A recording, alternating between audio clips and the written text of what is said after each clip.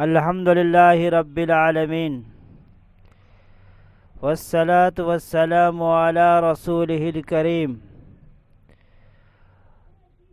ونؤمن به ونتوکل علیہ فاعوذ باللہ من الشیطان الرجیم بسم اللہ الرحمن الرحیم سبحان الذی اسری بعبدہ لیلا من المسجد الحرام الی المسجد الاقصی الذي باركنا حوله لنريه من آياتنا إنه هو السميع العليم۔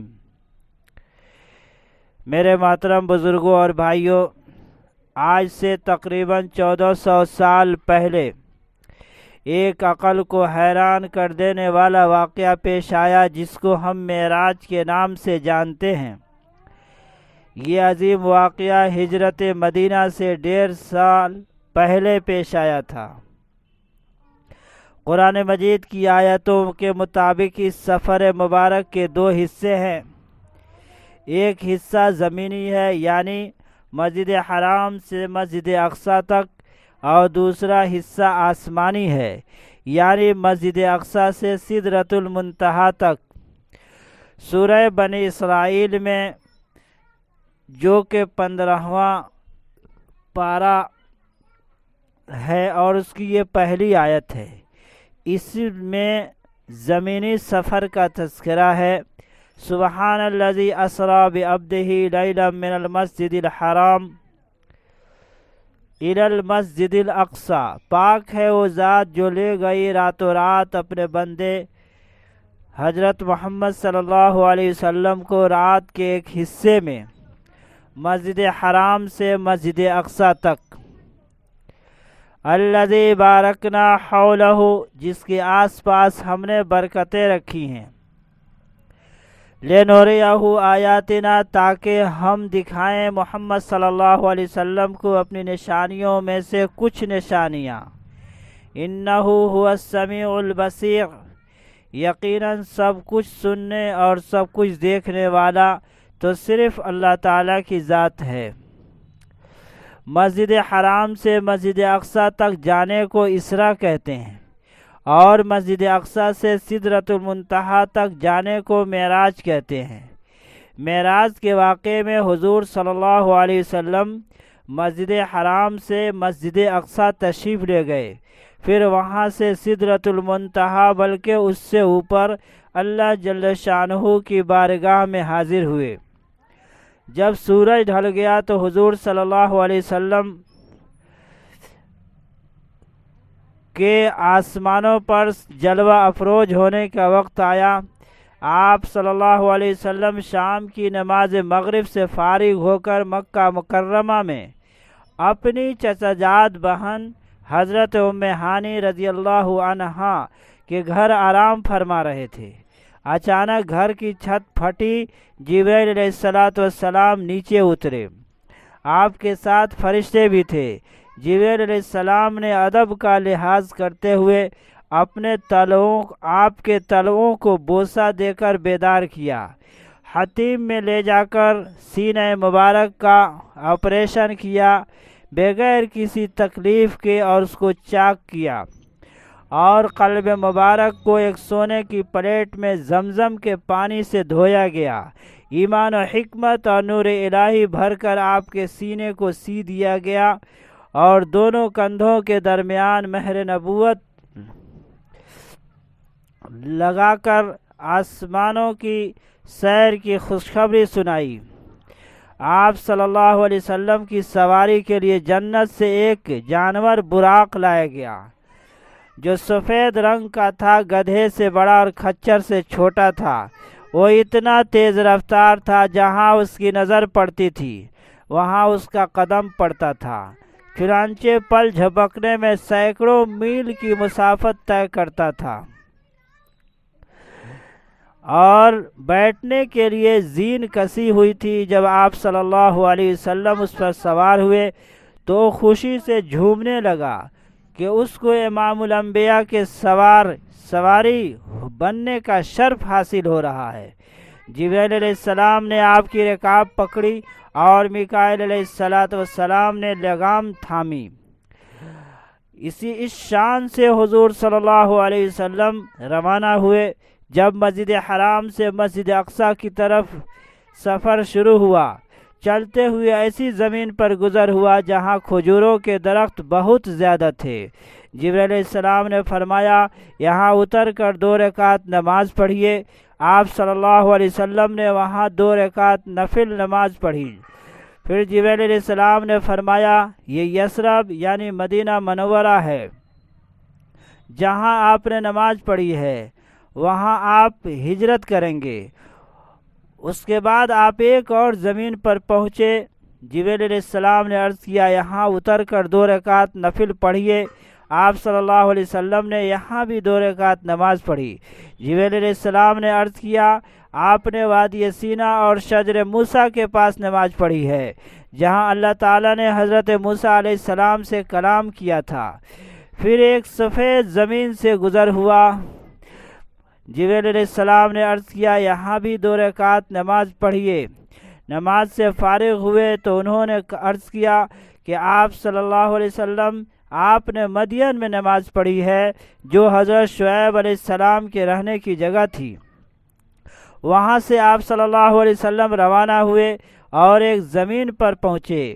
وہاں اتر کر آپ صلی اللہ علیہ وسلم کو جبرائیل علیہ السلام نے عرض کیا کہ آپ یہاں نماز پڑھیں۔ آپ صلی اللہ علیہ وسلم نے وہاں پر بھی نماز پڑھی تو جبرائیل علیہ السلام نے عرض کیا کہ یہ مقام بیت اللحم ہے، جہاں حضرت عیسیٰ علیہ السلام کی ولادت ہوئی تھی۔ یہ باتیں سیرت المصطفیٰ جلد نمبر 1 اور صفحہ نمبر 29 پر لکھی ہوئی ہے۔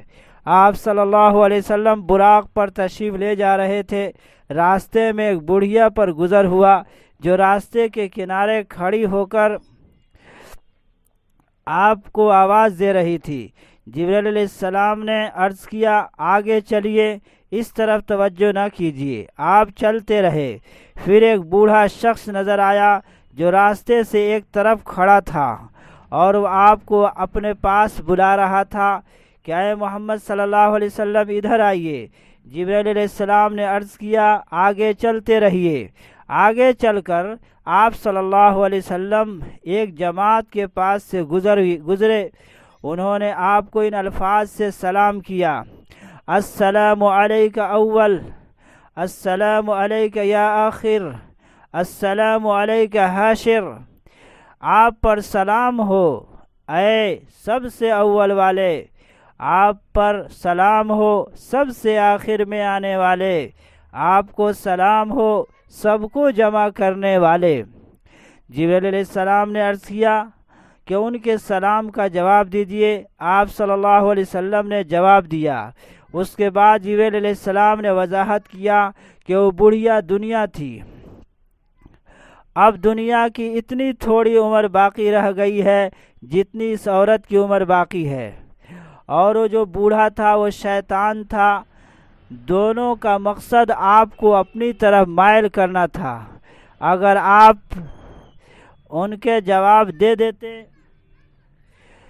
تو آپ کی امت گمراہ ہو جاتی اور دنیا کو آخرت پر ترجیح دیتی، اور وہ جماعت جس کو آپ نے سلام کیا وہ حضرت ابراہیم علیہ السلام، حضرت موسیٰ علیہ السلام اور عیسیٰ علیہ السلام تھے۔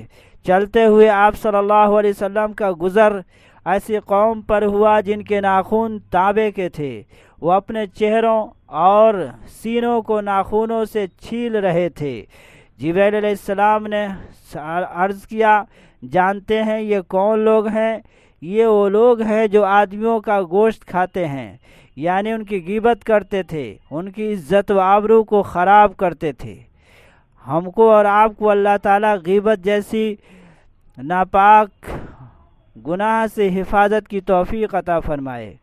پھر آپ کا گزر ایسے لوگوں پر ہوا جن کے سر پتھروں سے کچلے جا رہے تھے۔ تو جبرائیل علیہ السلام نے عرض کیا، یہ وہ لوگ ہیں جو دنیا میں نماز کو قضا کر دیتے تھے اور نماز نہیں پڑھتے تھے۔ معراج سے پہلے حضور صلی اللہ علیہ وسلم پر 2 وقت کی نماز فرض تھی، فجر اور مغرب کی نماز۔ پھر آپ صلی اللہ علیہ وسلم کا گزر ایسی قوم پر ہوا जिनके आगे पीछे कपड़ों के टुकड़े लपेटे हुए थे, और वो जहन्नम के कांटे और पत्थर खा रहे थे। उन्होंने अर्ज़ किया कि वो लोग हैं जो अपने मालों का ज़कात दुनिया में अदा नहीं करते थे।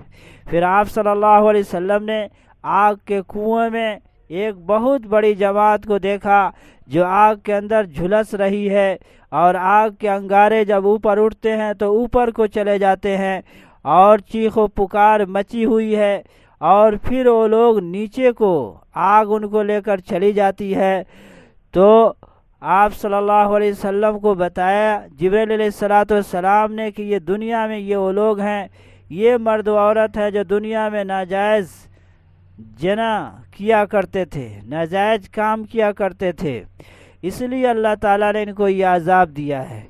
फिर आप सल्लल्लाहु अलैहि वसल्लम ने डाका डालने वालों का अजाब देखा कि डाका डालने वालों की एक जमात गुज़र रही है, और रास्ते में एक लकड़ी है, जो भी उससे गुज़रता है उसको फाड़ डालती है।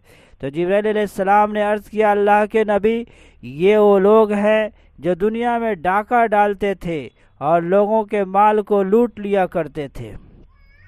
फिर आप सल्लल्लाहु अलैहि वसल्लम गुज़रते हुए एक बहुत अच्छी खुशबू आपने महसूस की, तो फरमाया जिब्रील ये क्या चीज़ है? तो फरमाया कि मोहम्मद सल्लल्लाहु अलैहि वसल्लम, ये उस फ़िरऔन की बेटी की खादिमा की जगह है कि उसकी बेटी को फ़िरऔन ने इस जुर्म में सज़ा दिया था, और उसने इस्लाम को कबूल कर लिया था और वो मुसलमान हो गई थी। तो उसके बच्चे को जलते हुए तेल के अंदर डाल दिया था, और उसको भी डाल दिया था, और उसके बच्चे ने कहा था कि माँ सब्र करो, जन्नत की खुशबू आ रही है। अल्लाह तबारक व तआला ने उसका ये सिला दिया। फिर आप सल्लल्लाहु अलैहि वसल्लम जब आगे बढ़े तो आप सल्लल्लाहु अलैहि वसल्लम को एक वहशतनाक आवाज़ सुनाई दे रही थी। तो जिब्रील अलैहिस्सलाम ने अर्ज़ किया कि अल्लाह के नबी, ये दोज़ख की आग है, और दोज़ख की और जहन्नम की आग है, जो कह रही है कि ए अल्लाह, मैं बहुत इंतज़ार कर रही हूँ नाफरमानों का, तूने वादा किया है कि तू मेरा पेट भरेगा, बता कब मेरा पेट भरेगा। ऐ अल्लाह, वो दिन करीब ला दे कि मैं नाफरमानों को और अल्लाह के दुश्मनों को अपने अंदर डाल करके मैं अपने भूख को ख़त्म करूं। फिर आप सल्लल्लाहु अलैहि वसल्लम ने एक मकाम देखा जहां दस्तरखान सजे हुए थे और उम्दा उम्दा खाने की चीज़ें रखी हुई थी, और उसके बाद दूसरे दस्तरखान को देखा जिस पर सड़ा हुआ गोश्त रखा हुआ है, और देखा एक बहुत बड़ी जमात है जो अच्छे खानों को छोड़कर सड़े हुए खाने वाले दस्तरखान पर बैठकर वो गोश्त नोच रहे हैं और खा रहे हैं।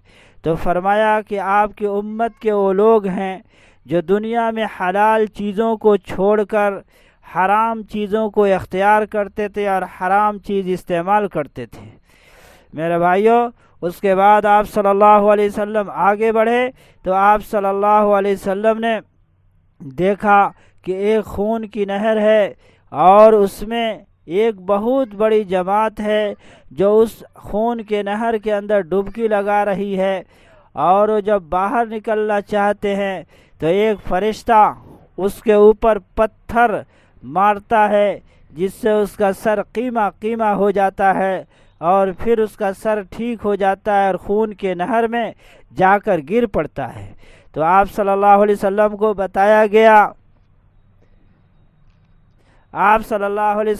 बताया गया कि ये वो लोग हैं जो दुनिया में सूद खाया करते थे, ब्याज का काम किया करते थे। आज अल्लाह ताला माफ़ फरमाए, घर घर में सूद का रवाज आम हो गया। आज औरतें तरह तरह के सूद के अंदर मुलव्वस हो चुकी हैं, और सब लोग सूदी कारोबार के अंदर तकरीबन मुलव्वस हो चुके हैं। آپ صلی اللہ علیہ وسلم نے فرمایا تھا ایک زمانہ آئے گا کہ سود اور زنا اور ریشم عام ہو جائے گا، اللہ تعالیٰ کا عذاب ان کے اوپر آئے گا۔ تو ہمیں اور آپ کو سود جیسی چیزوں سے بچنا چاہیے۔ سفر معراج میں آپ صلی اللہ علیہ وسلم کا گزر انبیاء علیہ السلام کی اوپر ہوا، جن کے سامنے بہت سارے لوگ تھے، اور بعض کے سامنے تھوڑے تھے اور بعض کے ساتھ کوئی بھی نہیں تھا۔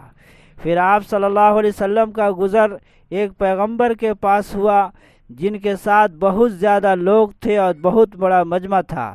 حضور صلی اللہ علیہ وسلم نے پوچھا یہ کون صاحب ہیں؟ کہا گیا کہ موسیٰ علیہ السلام ہیں، جو مجھ سے کہا کہ اپنا سر اٹھائیے۔ پھر مجھ سے کہا گیا کہ آپ اپنا سر مبارک اٹھائیے، اور دیکھیے میں نے سر اٹھایا تو کیا بتاؤں، اتنا عظیم الشان مجمع تھا اور اتنے زیادہ لوگ تھے کہ دنیا کے کنارے ان سے بھرے ہوئے تھے۔ مجھ سے کہا گیا اے محمد صلی اللہ علیہ وسلم، یہ آپ کی امت ہے، اور وہ حضرت موسیٰ علیہ السلام کی امت تھی، ان سے بھی زیادہ تعداد امت محمدیہ کی ہوگی۔ پہلے آسمان پر حضرت آدم علیہ السلام سے ملاقات ہوئی تو آپ نے دیکھا کہ کچھ صورتیں دائیں جانب ہیں اور کچھ صورتیں بائیں جانب ہیں۔ آپ دائیں طرف دیکھتے ہیں تو ہنستے ہیں، خوش ہوتے ہیں، بائیں طرف دیکھتے ہیں تو روتے ہیں۔ تو پوچھا کہ یہ کیا ماجرا ہے؟ انہوں نے فرمایا کہ یہ آدم علیہ السلام ہیں، دائیں طرف ان لوگوں کو دیکھ رہے ہیں جو جنت میں جانے والے ہیں اور نیک اعمال کرنے والے ہیں، تقوی اور پرہیزگاری اختیار کرنے والے ہیں، آخرت کو دنیا پر ترجیح دینے والے لوگ ہیں، اور اسی لیے آپ خوش ہوتے ہیں۔ اور بائیں جانب جب دیکھتے ہیں تو آپ کی وہ نافرمان اولاد نظر آتی ہے جو شرک اور کفر میں ڈوبی ہوئی ہے، اور جو اللہ تعالیٰ کے عذاب میں جانے والے ہیں، ان کو دیکھ کر آدم علیہ السلام رنجیدہ ہو رہے ہیں۔ دوسرے آسمان پر حضرت یحییٰ اور حضرت عیسیٰ علیہ السلام سے ملاقات ہوئی، تیسرے پر حضرت یوسف علیہ السلام سے ملاقات ہوئی، چوتھے آسمان پر حضرت ادریس علیہ السلام سے ملاقات ہوئی، پانچویں پر ہارون علیہ السلام، چھٹے پر حضرت موسیٰ علیہ السلام سے ملاقات ہوئی۔ ان سب سے سلام کلام ہوا۔ جب حضرت موسیٰ علیہ السلام سے مل کر آپ صلی اللہ علیہ وسلم آگے بڑھے تو رو رہے تھے۔ وجہ پوچھا گیا کہ آپ کیوں رو رہے ہیں؟ تو فرمایا میں اس لیے روتا ہوں کہ ایک نوجوان پیغمبر میرے بعد مبعوث ہوئے جن کی امت کی تعداد جنت میں جانے والوں کی مجھ سے زیادہ ہوگی۔ مجھے اپنے امت پر حسرت اور افسوس ہے کہ انہوں نے میری تابعداری نہیں کی، جس طرح آپ صلی اللہ علیہ وسلم کی امت آپ کی تابعداری کرے گی، اس پر مجھے رونا آ گیا۔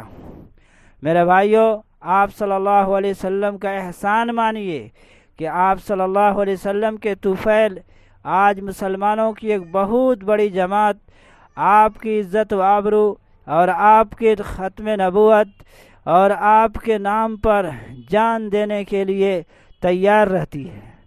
ساتویں آسمان پر حضرت ابراہیم علیہ السلام کو دیکھا کہ وہ بیت معمور سے ٹیک لگائے بیٹھے ہیں۔ بیت معمور آسمان میں یہ فرشتوں کا قبلہ ہے۔ جبریل علیہ السلام نے عرض کیا کہ آپ ان کو سلام کیجئے۔ آپ نے سلام کیا، انہوں نے وعلیکم السلام مرحبا، نیک بیٹے کے لیے مرحبا ہو۔ پھر ابراہیم علیہ السلام نے نصیحت کی اور کہا کہ اے محمد صلی اللہ علیہ وسلم، اپنے امت کو میرا سلام کہیے گا۔ ہم کو جب یہ میسج پہنچ رہا ہے تو ہمیں کہنا چاہیے کہ علیکہ و علیہ السلام، کہ آپ پر سلامتی ہو، اور ان کو بھی سلام کا جواب دینا چاہیے۔ اور فرمایا جب ابراہیم علیہ السلام نے کہ آپ اپنے امت کو کہہ دیجئے گا کہ جنت ایک چٹیل میدان ہے، وہ زمین کی مٹی بہت عمدہ ہے، پانی بہت میٹھا ہے، اس کے درخت اور پودے سبحان اللہ، الحمدللہ، لا الہ الا اللہ واللہ اکبر ہیں۔ جس کا جتنا دل چاہے وہ ان کو جتنا زیادہ پڑھے گا، جنت میں اس کے لیے زیادہ سے زیادہ درخت اور پودے لگیں گے جو پھلوں سے بھرے ہوئے ہوں گے۔ جنت کے درخت کے بارے میں لکھا ہے کہ ایک درخت اتنا بڑا ہے کہ اگر اس درخت کے سائے میں 100 سال تیز رفتار گھوڑے سوار اپنے گھوڑے پر سوار ہو کر چلے تو اس کو پار نہیں کر سکتا ہے۔ ویسے جنت کا درخت اللہ تعالیٰ ایک سبحان اللہ کہنے پہ دیتے ہیں، اس لیے آدمی کو ہمیشہ ذکر اللہ کا اہتمام کرنا چاہیے۔ 7ویں آسمان پر آپ نے ایک نہر دیکھا جو زمرد اور یاقوت کے پتھروں پر بہہ رہا تھا، جس کا خوشگوار پانی شہد سے زیادہ میٹھا اور دودھ سے زیادہ سفید تھا، جس میں سونے اور چاندی کے کٹورے، یاقوت اور زمرد کے پیالے بہہ رہے تھے۔ جبرائیل علیہ السلام نے عرض کیا کہ یہ حوض کوثر ہے اور یہ نہر کوثر ہے، کہ اسی نہر کوثر سے آپ کو اپنے امت کو سیراب کرنے کا موقع ملے گا، کہ اسی نہر کوثر سے ایک نہر میدان محشر میں لائی جائے گی اور اس سے آپ صلی اللہ علیہ وسلم اپنے امت کو پانی پلا رہے ہوں گے۔ انبیاء علیہ السلام اپنے امتوں کو وہ پانی پلا رہے ہوں گے، اس کو پینے قیامت کے دن ناقابل برداشت گرمی میں اس حوض کوثر کے علاوہ کوئی پانی کا سسٹم وہاں نہیں ہوگا، تو آپ صلی اللہ علیہ وسلم کی امت کو اس حوض کوثر سے سیراب کرایا جائے گا۔ اس کے بعد آپ صلی اللہ علیہ وسلم نے اور بھی دوزخ اور جنت کے حالات کی سیر کی اور جنت اور جہنم کو آپ نے دیکھا۔ قرآن کریم میں اللہ تبارک و تعالی نے حوض کوثر کے بارے میں فرمایا ہے، اِنَّا آتَيْنَاكَ الْكَوْثَرَ، کہ اے محمد صلی اللہ علیہ وسلم ہم نے آپ کو کوثر عطا کیا ہے۔ اللہ تعالیٰ سے آپ صلی اللہ علیہ وسلم کو راز و نیاز کی بہت ساری باتیں ہوئیں جو اس ویڈیو میں بیان کرنا ممکن نہیں ہے، اس کے لیے بعد میں پھر دوبارہ انشاءاللہ اس کے اوپر بیان درج کرایا جائے گا۔ بس اتنا جانیے کہ اس معراج میں آپ صلی اللہ علیہ وسلم کو 5 وقت کی نماز تحفے میں ملی، اور آپ صلی اللہ علیہ وسلم نے عالم بالا کے سفر کرنے کے بعد فجر سے پہلے مکہ مکرمہ میں تشریف لائے۔ حضرت ابو بکر رضی اللہ تعالیٰ عنہ کا نام پہلے صدیق نہیں تھا۔ ابو بکر رضی اللہ تعالیٰ عنہ کو جب ابو جہل نے کہا کہ محمد صلی اللہ علیہ وسلم کہتے ہیں کہ ایک رات میں پورے عالم بالا کا سفر کیا ہے، کیا ممکن ہے؟ تو ابو بکر رضی اللہ تعالیٰ عنہ نے عرض کیا، کیوں نہیں، بالکل میں اس کی تصدیق کرتا ہوں کہ آپ صلی اللہ علیہ وسلم نے فرمایا ہے، اسی لیے آپ کا نام صدیق اکبر پڑا۔ آپ کو قلبی اور ذہنی سکون حاصل ہوا، اور دین کے دشمنوں نے جو تکلیفیں پہنچائیں، چچا ابو طالب اور غمگسار بیوی حضرت خدیجہ رضی اللہ تعالی عنہا کے غم وفات کی وجہ سے آپ صلی اللہ علیہ وسلم کو نجات ملی، اور ایک نئی طرح کی ہمت اور جوش اور ولولہ پیدا ہوا، اور آپ صلی اللہ علیہ وسلم دین کے کام میں مصروف ہو گئے۔ تو یہ معراج کا ایک مختصر واقعہ ہے جو آپ صلی اللہ علیہ وسلم کے ساتھ پیش آیا، اور اللہ تعالیٰ نے آپ صلی اللہ علیہ وسلم کے مقام اور مرتبے کو مزید دنیا والوں کے سامنے آشکارا کرنا تھا۔ آپ صلی اللہ علیہ وسلم نے بیت المقدس میں انبیاء علیہ السلام کی امامت بھی کی، اسی لیے آپ کو امام الانبیاء کہا جاتا ہے، اور آپ صلی اللہ علیہ وسلم کو رخصت کرنے کے لیے انبیاء علیہ السلام کی جماعت بیت المقدس تک آئی۔ اسی لیے بیت المقدس سے ہمارا قلبی رشتہ ہے اور تعلق ہے، وہ کبھی بھی ہمارے سینوں سے اس کو نکالا نہیں جا سکتا۔ اس لیے مسجد حرام کے بعد بیت المقدس کی اہمیت مسلمانوں کے دلوں میں ہمیشہ زندہ رہے گی، اور انشاءاللہ وہ دور آئے گا جب بیت المقدس دشمنوں کی سرگرمیوں سے نجات حاصل کرے گا۔ وما توفیقی الا باللہ العلی العظیم۔ اگر یہ ویڈیو پسند آئی ہو تو اس کو آپ شیئر کریں اور دوسرے مسلمان بھائیوں تک پہنچائیں تاکہ ایمان کی تازگی نصیب ہو۔